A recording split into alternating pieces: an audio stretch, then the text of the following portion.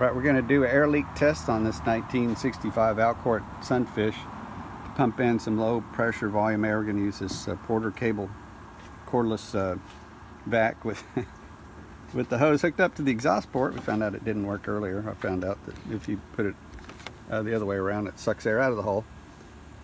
And we're going to use the drain plug area to pump the air in, and then we're going to go around the boat with a little bit of Dawn dishwashing liquid and a water in a spray bottle, and start spraying that on the hole, looking for bubbles to come up. So here we go.